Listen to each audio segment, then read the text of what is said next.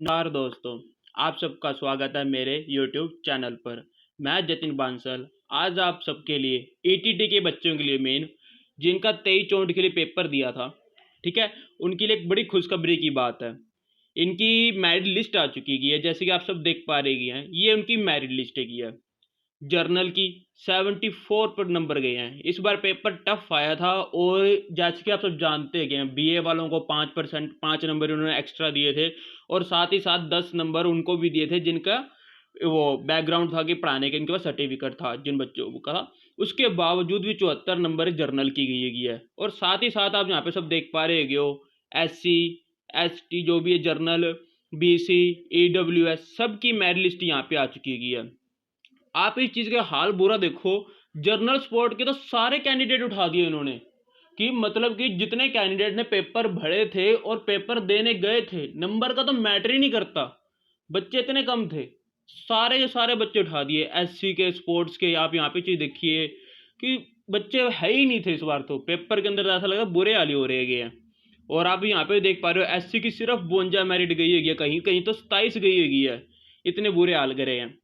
पर फिर भी बहुत खुशी की बात ये है कि आपके जो मेरिट लिस्ट आ चुकी है और साथ ही साथ इन्होंने ये भी चीज़ बताया है कि अब आपको जब वहाँ पे बुलाएंगे तो आपके पास कौन कौन से सारे डॉक्यूमेंट आपके पास होने जरूरी है क्या, ये बहुत ध्यान रखना जरूरी है और जिनके ये डॉक्यूमेंट अप टू डेट भी होने जरूरी है। जैसे कि आपका मैट्रिक, इसके अंदर अप टू डेट करने के बाद आपके एक और डॉक्यूमेंट आएगा, उसका बताता हूँ, उसका अप टू डेट होना जरूरी है। एक तो 10वीं क्लास का सर्टिफिकेट आपके पास होना जरूरी है।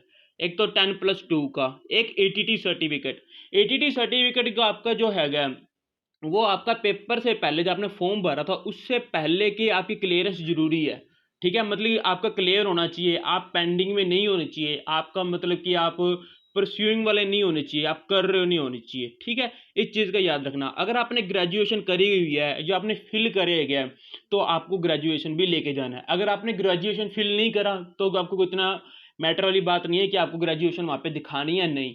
मतलब कि आप ये बात ध्यान रखिए, जो डॉक्यूमेंट्स आपने उनको अपने फॉर्म भरते टाइम अप्लाई करे थे वो डॉक्यूमेंट आपको सारे उनको वो प्रोवाइड वहाँ पे करवाने हैं। नहीं तो आपको वो 24 घंटे या 48 घंटे का टाइम देंगे, उसके अंदर आपको वहाँ प्रोवाइड करवाने होंगे, पर नहीं हो पाता। ठीक है, तो पहले इनके सारे मतलब कि जो गाइडलाइंस उनको अच्छी तरह पढ़िए, तभी ही उस साथ प्रोवाइड करवाइए। इस चीज़ का ध्यान रखिए। और साथ ही साथ आपका कैटेगरी सर्टिफिकेट, अगर आपने किसी तरह के कैटेगरी में भरा, जर्नल वालों को तो जरूरत ही नहीं जिन्होंने जर्नल में भरा था। पर हाँ, जिन बच्चों ने जैसे ओबीसी बीसी और इस चीज़ के अंदर भरा था या टिक करा था, तो उनको अपना कैटेगरी सर्टिफिकेट दिखाना है जो अप टू डेट होना चाहिए, इस फाइनेंशियल ईयर का होना चाहिए। ठीक है, फाइनेंशियल ईयर 2020 चाहिए आपको। इस चीज़ का याद रखो, अगर नहीं है तो फटाफट बनवा लीजिए, जिस तरह भी आपका काम बने बनवाएं। और साथ ही साथ पंजाब का डोमिसाइल सर्टिफिकेट भी चाहिए, मतलब कि आप पंजाब के नागरिक हो, इसका सर्टिफिकेट। इसको तो वैसे बनने में 21 से 22 दिन लगते हैं, पर आपको स्पेशल बात करनी पड़ेगी अपने वहाँ के पटवारी से या तहसीलदार से, उनके कहने पर जल्दी बन सकता है। तो जाइए अपना जल्दी बनवाइए अगर आपकी मेरिट लिस्ट में गए हैं, और जो उनके मेरिट लिस्ट में उनको बहुत बहुत बधाइयाँ हो और आपका रिजल्ट बढ़िया रहा, ये आपके मेहनत का फल है। और साथ ही साथ जाते जाते इस खुशखबरी के लिए मेरे चैनल को सब्सक्राइब जरूर करते जाना और वक्त तो वक्त इस इन्फॉर्मेशन को शेयर जरूर करना। Thank you friends.